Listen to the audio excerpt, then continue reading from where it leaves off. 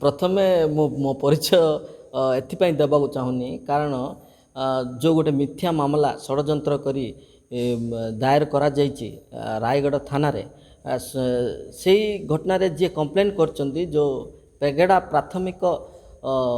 विद्यालय सरकारी विद्यालय जो भारप्राप्त प्रधान शिक्षयित्री अच्छंती से जो मामलाटी देइचंदी सी तो जो तीन जन सांबादिक नारे देइचंदी सेथिरु जणे न्यूज ही करना आउ जनक सहित तांकर बिजनेस कांटेक्ट थिला बिजनेस कांटेक्ट रो जो तांकर मनी ट्रांजैक्शन हिची से मनी ट्रांजैक्शन को से प्रथमे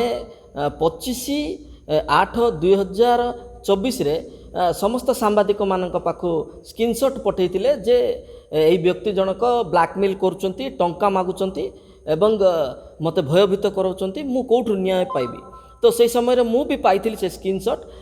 पाइबा पर मु प्रश्न भी करतिली आपण किए आपण को ए नंबर टी किए देले सेथिरु कोन से उत्तर आइ नथिला ता परवर्ती स्थिति रे जहा पेगड़ा प्राथमिक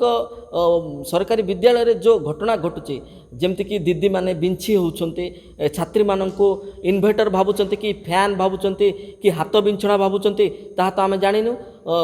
आउ जो पिला माननकु अंडा बंटेबारे नियोजित करा जाउची से सब विजुअल गुडिक ता केते सत्यता रहिची ता नुआ ना पुरुना जदि पुरुना कोन कार्यानुष्ठान होईची कोन कार्यानुष्ठान हवा कथा आदिवासी अध्युषित अंचल रे पिला माने ड्रॉप आउट संख्या अधिक रहउची सेपरी पिला माननकु केबिति स्कूल मुहा करिया पई सरकार अनेक चेष्टा करचंती जदि पिला माननकु माँ बापा 14 वर्ष पर्यंत खटै पारिबेनी ताहले स्कूल रो जे मध्य खटैछि से माननकु ता जेहेतु तदंत सापेक्ष स्कूल रो जे मध्य खटैछि से काहे की खटैला जदि खटैला जो एजुकेशन राइट्स अछि पिलार जो शिक्षा अधिकार अच्छी शिक्षा अधिकार से तो एटा गोटे क्रिमिनल ऑफेंस करछि ताकू ता विरुद्ध रे क्रिमिनल केस हेबा कथा बरंग आमे जहाँ शुणिबा पाउछु ता कोन पुनः विजुअल थिला एवं ताकर दरमा बंद करा जायतिला अरे दरमा बंद कले कोन से ऑफेंस बंद कर देबे बारंबार होतबो सेतिरे आउ को माने बिंछे होउचंती आउ को माने अंडा बंटौचंती पिला मान हाथ रे एई घटना गुडी को तदंत करिया पई आमे डीओ को पाखु जाइतिलु डीसीपीओ को पाखु जाइतिलु एवं जो दिन थाना रे 5/9/2024 रे जेतबेले आमको पचरा उचरा करागला से समय समस्त एविडेंस देलु से जो जो तारीख रे आमे जाई धमक देइतिलु बोली जो कहउचंती मु एठारे प्रश्न करबा चाहिबी से डिपार्टमेंट को आज्ञा जदि सांबादिक सेठी गला धमक देला जेहेतु सरकार गाइडलाइन अच्छी सरकार गोटे नोटिफिकेशन करथिले जे कौनसी सांबादिक कौनसी आश्रम रे प्रवेश करि परिबेनी जहाँ सरकार द्वारा परिचालित होतबो जदि आमे जाइथिलु ताहले से काहेकि ए विषय विभागीय कर्तृपक्ष कि पुलिस को खबर देले नहीं से सीधा सड़क एफआईआर देले ताहा मध्य 7 मास विलंबरे आउ गोटे डेट भी देइचंती से डेट रु आंकर जो एफआईआर रही से मध्य 10-15 दिन गैप है तेबे एठरे केवल मिथ्या मकदमा करा जाए नहीं यह एक षड्यंत्र करचंती तेबे से जो प्रधान शिक्षयित्री आम विरुद्ध रे मामला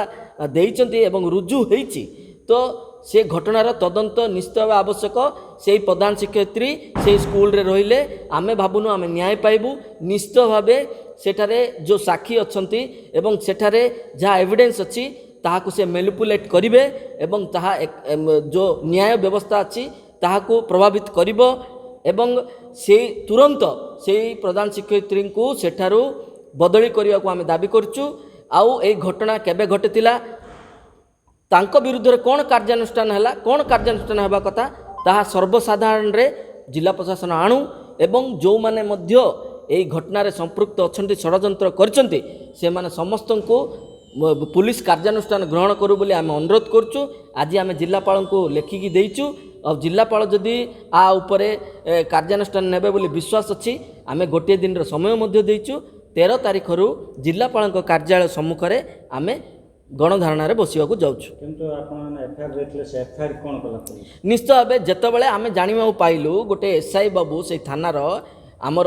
जो जितेंद्र पात्र अच्छे तांको फोन करी कहले अन्य दुईटी ना से दुईटी ना भितर मो ना मध्य सामिल अच्छी तो आमे सीटा शुणिकी गलु रायगढ़ थाना को रायगढ़ थाना जाई जेतेबेले आमे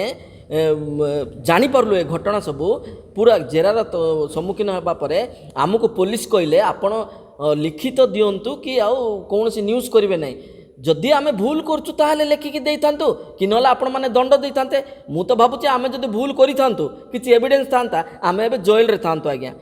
କିନ୍ତୁ ସେ ଯେତେବେଳେ ଦେଖିଲେ ସାମ୍ବାଦିକମାନେ ଠିକ୍ ଅଛନ୍ତି, ସାମ୍ବାଦିକମାନେ ଏଭିଡେନ୍ସ ଦେଉଛନ୍ତି, ସେଥିପାଇଁ ସେ ଆମକୁ ଲେଖିକି ଦେବା ପାଇଁ ଚାପ କଲେ। କିନ୍ତୁ ଆମେ ସେ ଚାପକୁ ଡରି ନଥିଲୁ, ଭୟ କରିନଥିଲୁ। କାହିଁ ବୋଲେ ସବୁବେଳେ ସତ୍ୟ ହିଁ ଜୟ ଲାଭ କରିଛି, ଅନ୍ୟାୟ କେବେ ବି ଜୟ ଲାଭ କରିନି। ଆଉ ସେଥିପାଇଁ ଆମେ ଯେତେବେଳେ ଲେଖିକି ଦେଲୁ ଏଫଆଇଆର, ମୁଁ ଦେଲି ଏବଂ ମୋର ଆଉ 2 ଜଣ ଭାଇ ଯେଉଁମାନେ ପୀଡ଼ିତ ଅଛନ୍ତି ଏ ମିଥ୍ୟା ମାମଲାରେ ସେମାନେ ବି ଦେଲେ। କିନ୍ତୁ ଆମ କେସ୍କୁ ରେଜିଷ୍ଟ୍ରି କରାଗଲା ନାହିଁ। 5/9/2024 ଆମେ ଦେଲୁ। ତା ପରବର୍ତ୍ତୀ ସମୟରେ 9/9/2024 ପୁଣି ଥରେ ଆମେ ଅନଲାଇନ୍ରେ ଏଫଆଇଆର ମଧ୍ୟ ଦେଇଛୁ। କିନ୍ତୁ ବର୍ତ୍ତମାନ ସୁଦ୍ଧା ଯାହା ଆମ ପାଖେ ସୂଚନା ଅଛି ରେଜିଷ୍ଟ୍ରି କରାଗଲା ନାହିଁ। ଯଦି ସତରେ ପୁଲିସ ନ୍ୟାୟ ଦେବାକୁ ଚାହୁଁଛି, ସେ ମ୍ୟାଡ଼ାମଙ୍କର ଯେମିତି ରେଜିଷ୍ଟ୍ରେସନ କଲେ ଆମର ବି ମାମଲା ପୃଥକ ପୃଥକ ଭାବରେ ରେଜିଷ୍ଟ୍ରେସନ କରନ୍ତୁ ଏବଂ ସେଗୁଡ଼ିକର ତଦନ୍ତ କରନ୍ତୁ। କେଉଁମାନେ ଷଡ଼ଯନ୍ତ୍ରରେ ସାମିଲ ଅଛନ୍ତି ସେମାନଙ୍କୁ ମଧ୍ୟ